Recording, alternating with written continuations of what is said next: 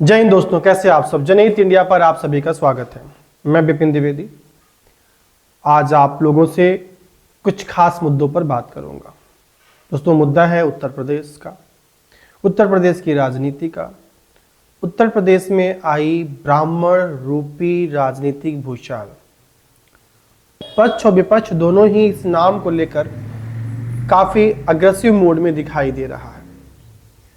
ब्राह्मण वो नाम रहा है जिसको सुनकर बहुत सी राजनीतिक दलों के अंदर एक उथल पुथल वाली स्थिति पैदा हो जाती है। उत्तर प्रदेश तो खासकर उत्तर प्रदेश जिसने कई ब्राह्मण मुख्यमंत्रियों को देखा हो, कमलापति त्रिपाठी रहे हों, एनडी तिवारी रहे हों, गोविंद वल्लभ पंत रहे हों, बहुगुणा जी रहे हों, कई ऐसे राजनीतिक रसूख रहे हैं जो उत्तर प्रदेश की प्रयागराज से ताल्लुक रखते थे। भले ही वो पूरे यूपी में कहीं के रहने वाले हों, लेकिन उनकी शिक्षा दीक्षा प्रयागराज में रही है। तो दोस्तों, आज उत्तर प्रदेश की राजधानी लखनऊ में बीजेपी और समाजवादी पार्टी दोनों ही ब्राह्मण के नाम पर लगातार चर्चा चल रही है, चर्चा कर रहे हैं। चर्चा है उत्तर प्रदेश के मौजूदा विधानसभा सत्र के इतर लखनऊ में एक बीजेपी के ब्राह्मण विधायकों की बैठक का, जिसका नाम था सहभोज। ले देकर के 40 से ऊपर विधायक पीएन पाठक, जो कि कुशीनगर से बीजेपी विधायक है, उनके आवास पर, उनके फ्लैट पर इकट्ठा होते हैं और चर्चा करते हैं। चर्चा कई होती है। छन छन की जो बातें समझ में आ रही हैं, सुनने में आ रही, वो मित्रों ये आ रही हैं कि ब्राह्मणों की बातों को सत्ता पर बैठे लोग, सत्ता में बैठे लोग, आला अधिकारी बिल्कुल भी नहीं सुन रहे हैं। बीजेपी विधायक जो ब्राह्मण बिरादरी से आते हैं, सिर्फ विधायक हैं, सत्ता में और शासन में उनका कुछ चल नहीं पा रहा है। एक ट्रांसफर पोस्टिंग भी उनके हाथों में नहीं है। अधिकारी उनके विधानसभा क्षेत्र में उनका फोन नहीं उठाते, उठाते हैं तो रिस्पांस नहीं करते। जो उनको कार्य कहा जाता है, उन कार्यों का निष्पादन सही तरीके से या सही समय पर नहीं होता है। ऐसी उन 40 से अधिक ब्राह्मण विधायकों की चर्चा में बातें सामने आती हैं। लेकिन उस ब्राह्मण के विधायकों के उन बातों में ये समझ में नहीं आता, यानी कि ये निकल के नहीं आता कि उन सभी ने मिलकर के मौजूदा मुख्यमंत्री का विरोध किया हो। परंतु इसके बावजूद उस बैठक के बाद उन 40 से अधिक विधायकों का एकदम हिसाब किताब कर दिया गया। नए नवेले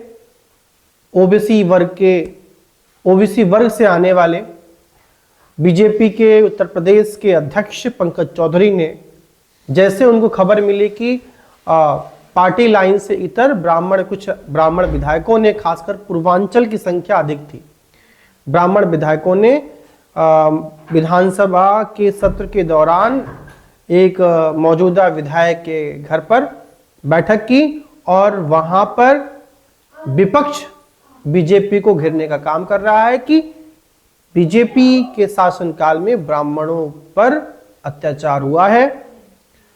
ये बात समाजवादी पार्टी कही और शिवपाल यादव जी ने तो यहां तक कह दिया कि जो ब्राह्मण विधायक नाराज है बीजेपी से, वो महोदय समाजवादी पार्टी की ओर आ जाए, उनका स्वागत है, उनको उतना ही सम्मान दिया जाए। जैसे ये बातें मीडिया में आई, बीजेपी में बौखलाहट मच गई।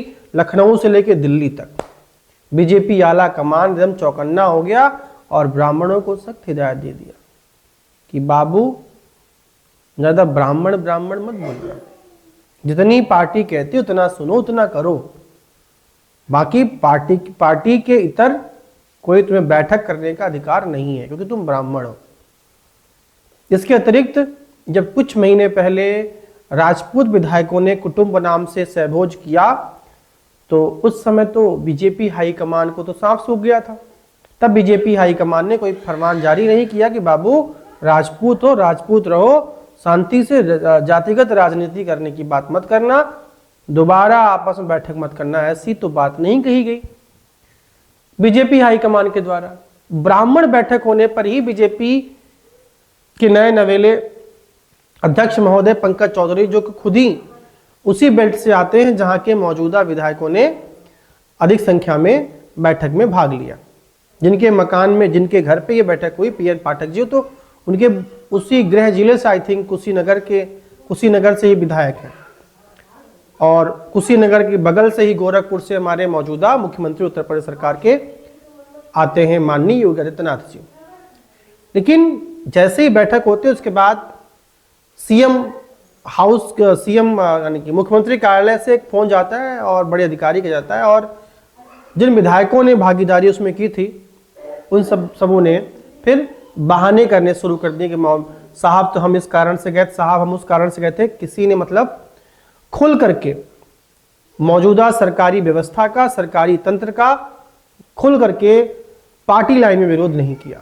आपस में भले किए लोग कि भैया ब्राह्मणों की सुनी नहीं जा रही, अधिकारी सुन नहीं रहे, अधिकारी कुछ काम नहीं कर रहे, ये बातें आपस में तो हुई, लेकिन खुल करके मीडिया के सामने किसी विधायक ने ये बातें नहीं कही।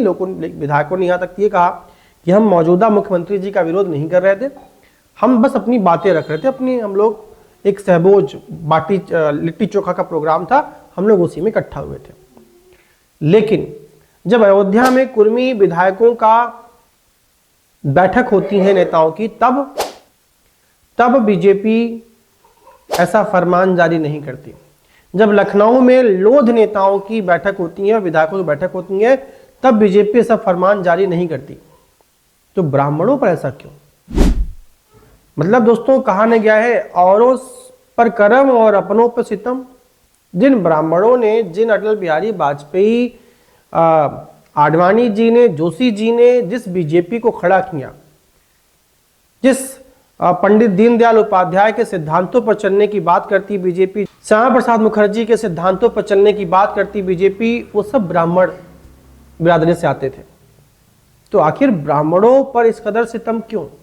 उनको चेतावनी क्यों? अगर ब्राह्मणों ने अपनी कोई बैठक कर ही ली तो साहब आपको क्या दिक्कत थी, क्या तकलीफ थी? ये तो साफ स्पष्ट है कि ब्राह्मणों की भागीदारी बीजेपी के संगठन से लेकर के सरकार तक में क्या है वो पूरा जग जाहिर है। केंद्र में कितने कैबिनेट मंत्री ब्राह्मण है, स्पष्ट है मामला। राज्य में कितने कैबिनेट मंत्री ब्राह्मण है, स्पष्ट है मामला। तो मौजूदा बीजेपी कार्य संस्कृति में, बीजेपी के कल्चर में ब्राह्मणों का लगातार सत्ता और संगठन से विदाई चलती चली आ रही है। जब 2014 में बीजेपी की सरकार बनी थी केंद्र में, उस दौरान ब्राह्मणों की सहभागिता सत्ता में और संगठन में दोनों में पर्याप्त रूप से हुआ करती थी। लेकिन लगातार उसके बाद से ब्राह्मणों को लगातार पार्टी में साइडलाइन करते हुए देखा गया है। तो वो दर्द उन विधायकों को है, उन लोगों को था, तो उन्होंने अपना दर्द खुद से बांटने का प्रयास किया। उनको पता है कि पार्टी में ना ऊपर नहीं नीचे, मतलब ना दिल्ली ना लखनऊ, कोई सुनने वाला नहीं। ये उम्मीद थी इस बार कि उत्तर प्रदेश में बीजेपी इस बार किसी ब्राह्मण चेहरे पर दांव खेलेगी, उत्तर प्रदेश में अध्यक्ष ब्राह्मण चेहरा होगा। लेकिन इन ब्राह्मण विधायकों को यहां पर भी मात खानी पड़ी।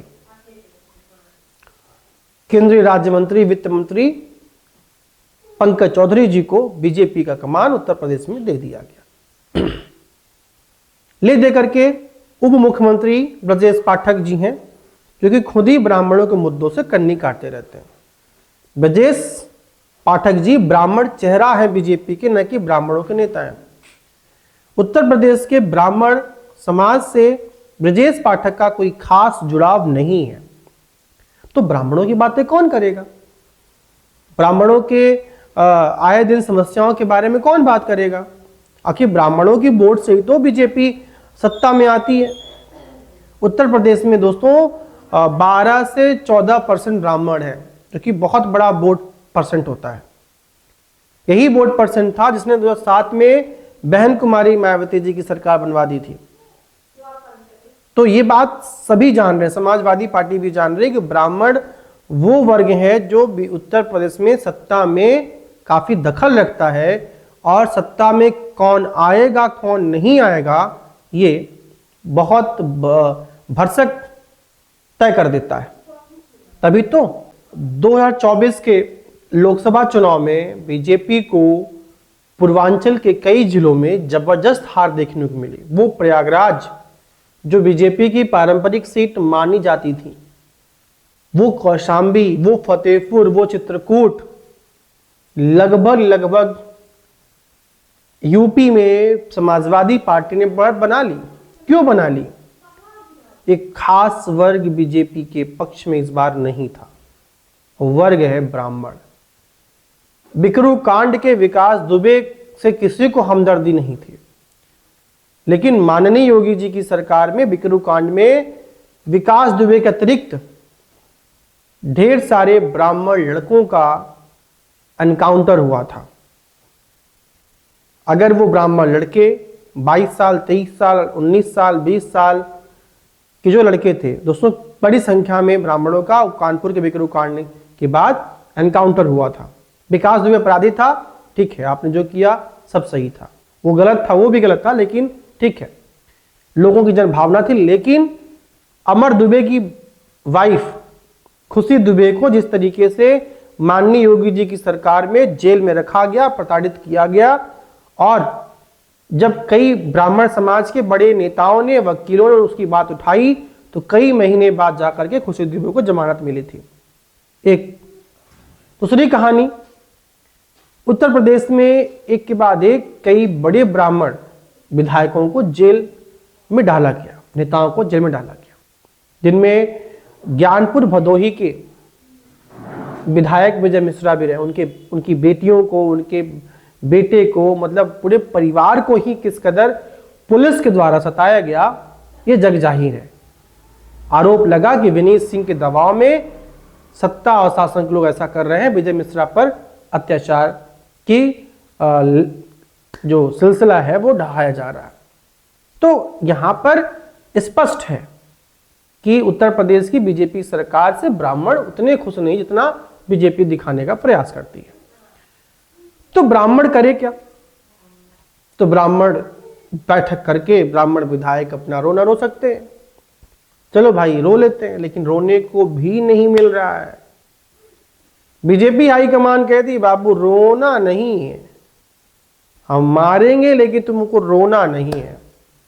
तो बीजेपी विधायकों को रोने की भी छूट बीजेपी में नहीं है। ब्राह्मण विधायकों को राजपूत कर रहे हैं, राजा भैया के नेतृत्व में कर रहे हैं, तो उनको वहां बैकअप मिल रहा है। माननीय उनके गॉडफादर बैठे हैं राजनाथ सिंह जी, कुर्मी कर रहे हैं तो उनके भी गॉडफादर अनुप्रिया पटेल जी बैठी हैं। ज्यादा बीजेपी तातकुर करेगी, वो अपना उठा के कन्नी काट लेंगी, गठबंधन किसी और से कर लेंगी, तो उनको भी कोई दिक्कत नहीं है। लोध नेताओं ने किया, विधायकों ने किया, उनका भी बैठा है गॉडफादर। कल्याण सिंह जी के घराना, राजवीर जी सब है, वो उनके गॉडफादर है, उनका बैकअप है। लेकिन ब्राह्मणों का गॉडफादर कहाँ है? कोई नहीं है। ब्राह्मण वो कौम है जो कभी भी अपना नेता बनाती नहीं है। ब्राह्मण का हर नेता अपने आप में गॉडफादर है। तभी तो कभी यहां से खाए, कभी वहां से खाए, कभी इधर से खाए, कभी उधर से खाए, कुछ उनका कोई है ही नहीं। तो अब तो बीजेपी उनकी मजबूरी है, जो ब्राह्मण नेता हैं और जो ब्राह्मण लोग हैं उनकी बीजेपी मजबूरी है। अगर बीजेपी को वोट नहीं दोगे तो तुम कहां जाओगे? तुम्हें कौन स्वीकार कर रहा है? ब्राह्मण कभी समाजवादी पार्टी का समर्थक रहा नहीं, क्योंकि वहां पर मुस्लिम फैक्टर आता है।